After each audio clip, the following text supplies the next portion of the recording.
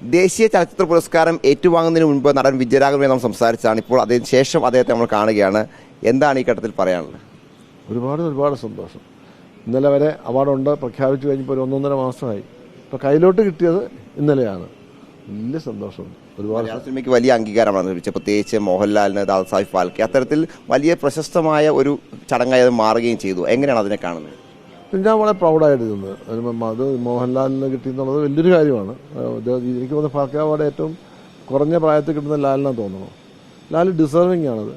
പിന്നെ ഇന്നലത്തെ അവാർഡ് മലയാളത്തിൽ തന്നെ 5-10 പേർക്ക് മലയാളികൾക്ക് അവാർഡുണ്ട്. ഇത് കൂടാതെ മലയാളികൾ തന്നെ മറ്റു പല ഭാഷകളിലും പല എഡിറ്റിങ്ങിലാണെങ്കിലും ഡബ്ബിങ്ങിലും ഒക്കെ അങ്ങനെ പലതിലും മലയാളികളുടെ സാന്നിധ്യം അറിയിച്ചിട്ടുണ്ട്. അപ്പം മലയാളികൾ അനവധി ഉണ്ടായിരുന്നു ഇന്നലെ അവാർഡ് വാങ്ങാൻ വേണ്ടിയിട്ട്. അത് തീർച്ചയായും മലയാള സിനിമയ്ക്ക് ഒരു പുതിയ ജീവൻ നൽകുന്നുണ്ട്. മലയാള സിനിമ എല്ലാ കാലത്തും അങ്ങനെയാണല്ലോ. ഇപ്പോൾ ഇന്ന് മാത്രമല്ല, മലയാള സിനിമ എൻ്റെ ഓർമ്മയിൽ എപ്പോഴും ഒരു പടി മുകച്ചു നിൽക്കുന്ന സിനിമകൾ മലയാള സിനിമയിലാണ്. അത് പലരും പറയാറുണ്ട്. ഡയറക്ടർ പ്രിയനൊക്കെ പറയാറുണ്ട്, പല സിനിമകളും മലയാളത്തിൽ നിന്ന് മറ്റ് ഭാഷകളിലേക്ക് മൊഴിമാറ്റം ചെയ്യുമ്പോൾ ഇവിടെയുള്ള പല നടന്മാരെയും പകരം വെക്കാൻ പല നടന്മാരെ പല ഭാഷകളിലും ഇല്ല എന്നാണ് തോന്നുന്നത്. അപ്പോൾ അതിന് ബുദ്ധിമുട്ടുണ്ടെന്ന് പ്രിയൻ പറഞ്ഞ് ഞാൻ കേട്ടിട്ടുണ്ട്.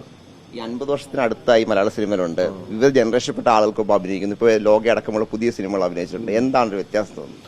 എനിക്കൊരു പുതിയ തലമുറയുടെ കൂടെ അഭിനയിച്ചിട്ട് എനിക്കങ്ങനെ തോന്നുന്നില്ല. എന്ന് വെച്ചാൽ ഞാനും അവരോടൊപ്പമായിട്ടുള്ള ആളായിട്ട് എനിക്ക് തോന്നുന്നില്ല. ഞാനൊരു പഴയതാണെന്നോ അല്ല പുതിയ ആൾക്കാരെന്നോ എനിക്ക് തോന്നുന്നില്ല. അല്ല, അവർക്കും ഇല്ല എന്നോട് അങ്ങനെ തോന്നലില്ല. പുതിയ കുട്ടികൾ എന്നോട് പെരുമാറുന്നതും അവരുടെ ഫ്രണ്ടിനെ പോലെ തന്നെ ഞാൻ അവരോട് ഇപ്പം എൻ്റെ മകനോട് ഞാൻ വളരെ ഫ്രണ്ട്ലി ആയിട്ട് പെരുമാറുന്നത്.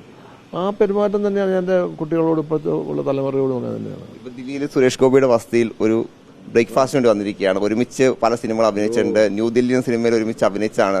ആ ഓർമ്മകളൊക്കെ എങ്ങനെയാണ്? അത് സുരേഷ് ഞാനുമായിട്ട് ഞാൻ സിനിമ വന്ന കാലം മുതലുള്ള പരിചയമാണ്. അതിനുശേഷം എത്രയോ നാൾ കഴിഞ്ഞിട്ടാണ് ന്യൂഡൽഹി അഭിനയിക്കുമ്പോൾ ഞങ്ങൾ വളരെ സുഹൃത്തുക്കളാണ്. അപ്പം ന്യൂഡൽഹിയിൽ ഞങ്ങൾ ഒരു മുറിയിലൊക്കെ താമസിച്ചിരുന്നു. അതിന് നായർ സാബ് കാശ്മീരിൽ അങ്ങനെ ഒരുപാട് സ്ഥലങ്ങൾ ഞങ്ങൾ ഒരു മുറിയിൽ തന്നെ താമസിച്ചിട്ടുണ്ട്. പിന്നെ സുരേഷ് പലപ്പോഴും പറഞ്ഞു, സുരേഷിൻ്റെ ഏറ്റവും അടുത്ത സുഹൃത്ത് ഞാനാണ് സിനിമയിൽ നിന്ന്. അതുപോലെ തന്നെയാണ് എനിക്കും. പിന്നെ സുരേഷ് ഇപ്പം മന്ത്രിയെ ഞാൻ പറഞ്ഞു, ഇവിടെ മുഴുവൻ ഞങ്ങൾ ആ പടത്തിന് വേണ്ടിയിട്ട് ഓടിയിട്ടൊക്കെ ഉണ്ട്. ഒരുപാട് സീനുകൾ ജയിൽചാട്ടം, പിന്നെ സുരേഷ് ഗോപിയായിട്ട് ഓടിക്കുന്നു, അങ്ങനെ പലതും ഉണ്ട്. അപ്പോൾ ഇവിടെ വന്നപ്പോൾ അതൊക്കെ ഓർക്കുകയാണ്. ആ സുരേഷ് ഒരിക്കലും പ്രതീക്ഷിച്ചില്ല സുരേഷ് ഇങ്ങനെ ഒരു മന്ത്രിപദത്തിലെത്തുമെന്ന്. പ്രത്യേകിച്ച് കേന്ദ്രമന്ത്രി ഒരിക്കലും പ്രതീക്ഷിച്ചു. സുരേഷ് പോലും പ്രതീക്ഷിക്കണമെന്ന് തോന്നുന്നില്ല. ഞാനിങ്ങനെ നാഷണൽ അവാർഡ് കിട്ടുമെന്ന് ഞാൻ ഒരിക്കലും വിചാരിച്ചിട്ടില്ല. അതെല്ലാം കൂടെ ഇങ്ങനെ ഒന്നിച്ചു വന്നു എന്നുള്ളത് വലിയ സന്തോഷം. ദില്ലി ഒരുപാട് മാറിപ്പോയിട്ടുണ്ട് അന്നത്തെ കാലം മുഴുവൻ. എനിക്ക് ഒരു പിടിയില്ല. ഞാൻ അന്ന് എവിടെയൊക്കെ വന്നു നിന്ന് കണ്ടിട്ട് ഒട്ടും മനസ്സിലാകുന്നില്ല എനിക്ക്. ചില പേരുകൾ, വഴിയുടെ പേര് ഇവിടെ ഞാൻ വന്നു അങ്ങനെ ഓർക്കുന്നുള്ളൂ. രാഷ്ട്രപതിയുടെ നിന്ന് അവാർഡ് മേടിക്കുമ്പോൾ എന്തായിരുന്നു മനസ്സിലത്? എന്ത് സന്തോഷം. അല്ലാതെ ഞാൻ ഏറ്റവും കൂടുതൽ സന്തോഷിക്കുന്ന നിമിഷങ്ങളിലൊന്നാണത്. ഈ പുതിയ പ്രോജക്റ്റുകളെ കുറിച്ച് ചോദിച്ചു കഴിഞ്ഞാൽ ഏതൊക്കെയാണ്? പുതിയ കുറേ പടങ്ങൾ ഇപ്പം ഞാൻ എല്ലാം വർക്ക് കഴിഞ്ഞ് ഇരിപ്പുണ്ട്. ഒരു അനന്തൻകാട് എന്ന പടമുണ്ട്, പെറ്റ് ഡിറ്റക്റ്റീവ്, പിന്നെ ഓട്ടം തുള്ളൽ, പിന്നെ വേറെ കുറേ പടങ്ങളുണ്ട്. സജീവമായി തന്നെ ഉണ്ട്. ഇപ്പം ഒരു ഷൂട്ടിംഗ് നടന്നുകൊണ്ടിരിക്കുന്നത് പള്ളിച്ചത്തമ്പി, പിന്നെ ആശ, അതായത് ഉർവശി, ജോജു, ഞാനൊക്കെ ഉള്ളത്, പിന്നെ ഒറ്റക്കൊമ്പൻ. ഈ ഉർവശിക്കൊപ്പം ഒരുമിച്ച് പല സിനിമകൾ അഭിനയിച്ചിട്ടുണ്ട്. അവാർഡ് മേടിക്കുമ്പോൾ ഒരുമിച്ച് എത്തുന്നു. അതെന്താണ് തോന്നുന്നത്? ഉർവശി ഞാനിട്ടോ അതിനൊക്കെ എത്രയോ വർഷം മുമ്പുള്ള പരിചയം. ഉർവശിയുടെ അച്ഛൻ ഞങ്ങളുടെ നാടക ട്രൂപ്പിൽ അഭിനയിച്ചിരുന്നു, വി പി നായർ. അപ്പോൾ എൻ്റെ അച്ഛനായിട്ട് ഞാൻ ഒരു 7 വയസ്സുള്ളപ്പോൾ എൻ്റെ അച്ഛനായിട്ട് അദ്ദേഹം അഭിനയിച്ചതാണ്. അതിനുശേഷം ഞാൻ ഉർവശി തീരെ കുട്ടിയായിരിക്കുമ്പോൾ മോൻ എനിക്ക് അറിയാവുന്നതാണ്. ഞങ്ങൾ കുടുംബമായിട്ട് അത്ര പരിചയമാണ്. അവാർഡിലെത്തുമ്പോൾ ഒരുമിച്ചാണ് എത്തിയതാണ്. അതെ.